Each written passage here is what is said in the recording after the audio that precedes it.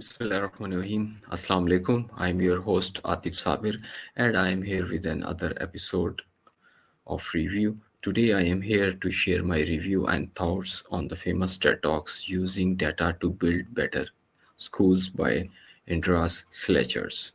Andreas Schleicher is a director of education and skill and special advisor on education's policies to the Secretary General at the Organization for Economic Cooperation and Development in Paris, which is uh, known as OECD. Education and experience by Mr. Andreas is an academic by training. Having studied physics in Germany, he received a degree in mathematics and statistics from Australia.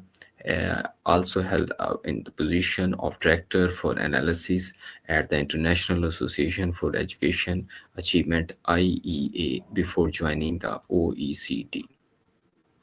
So, back to my review. This talk is by Andreas, the person in changing of a worldwide school test called PISA. PISA is a big test given for 15-year-olds to see they know and what skill they have. Their main message is to clear school is now a global competition. For a long time, we now looked at our own schools, but we saw force every country to look outside and compare its result to the best schools of on earth. The key lessons is that success is not just about getting a little better than we were last year. It is about getting as good as the best system in the world. This review breaks down the main points: why we need the test, what it actually measured, and the simple secrets of the world's best performance education systems. I conclude it in different parts. The first one is why old ways to measure educations failed. The talk starts by looking at history. In 1960, the United States was clear leader with the most people finishing high schools. This give of this give the US a huge economy advantage. However, the country started catching up very quickly. Indras used Korean as an example. Just two generations ago, Korea was a poor country, but they invest heavily in school. Now, almost every young Korean finish high school because other countries improve so fast. The US dropped from first to the 13th place by the 1990s. The next one is the problem with degrees.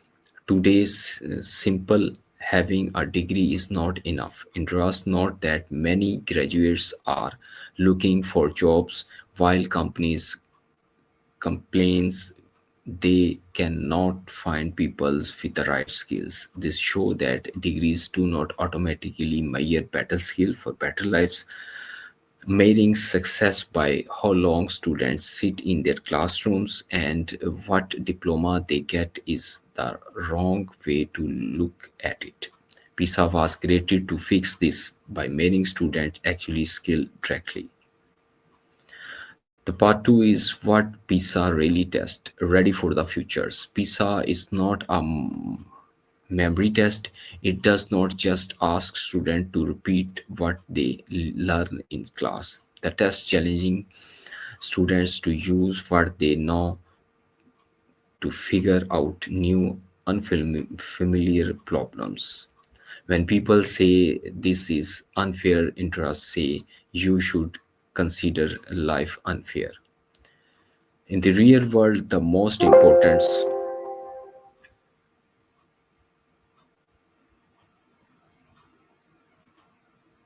In the real world, the most important skills are being ready for change, being ready for jobs they do not exist yet, knowing how to use technology that has not been invented,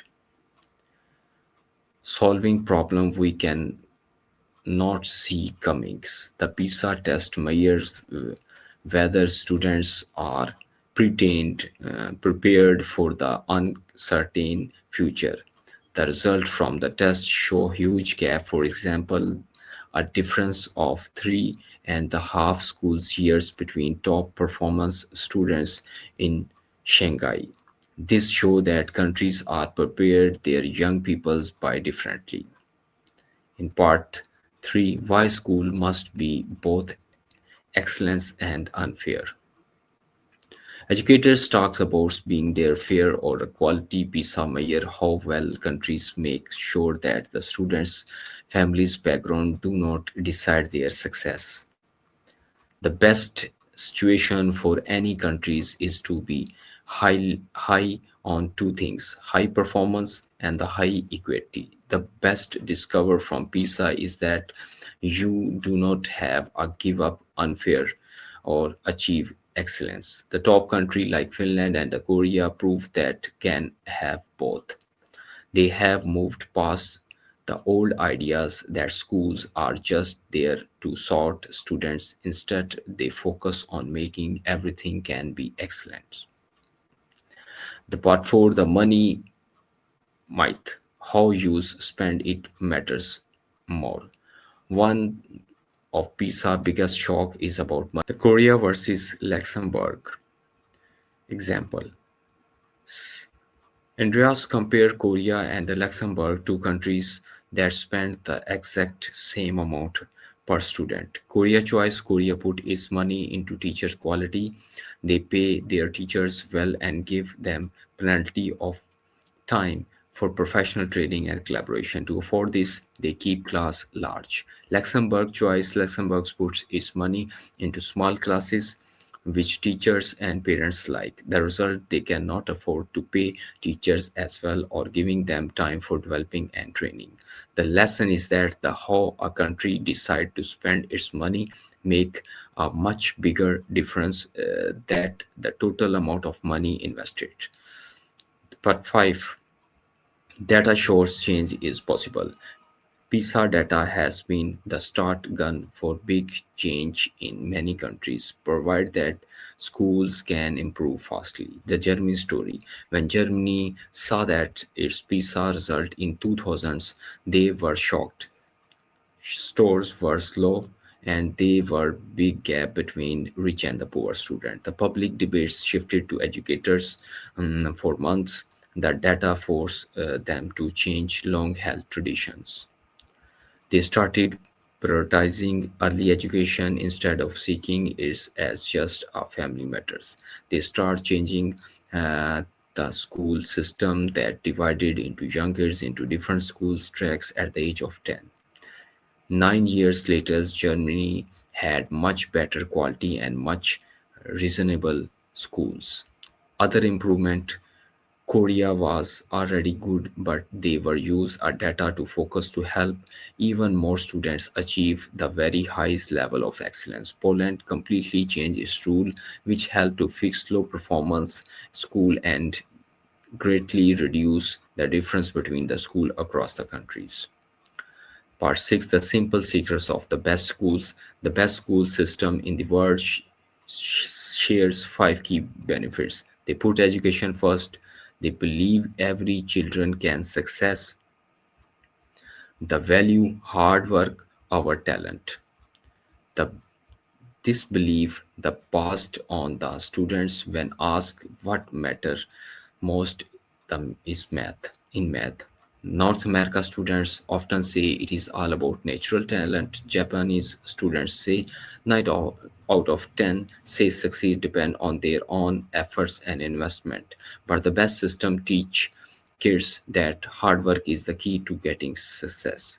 They trust and the quality of a school system depend entirely on the quality of its teachers. These systems hire and train teachers very carefully, give teachers time to work together and share good ideas. So highly goals, but let teachers figure out the best way to meet them in the classrooms.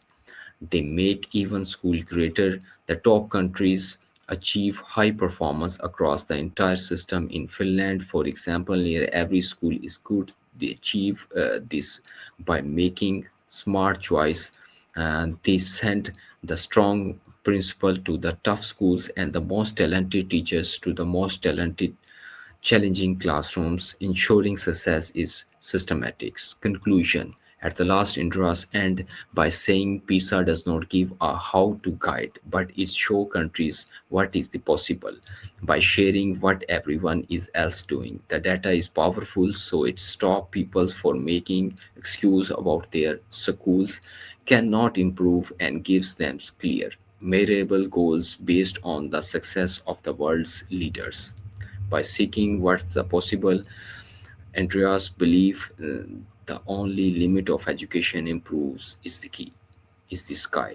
Thank you very much for watching my 2 day review. I hope you will get important informations. Thank you very much. I will be right back for next time with another episode.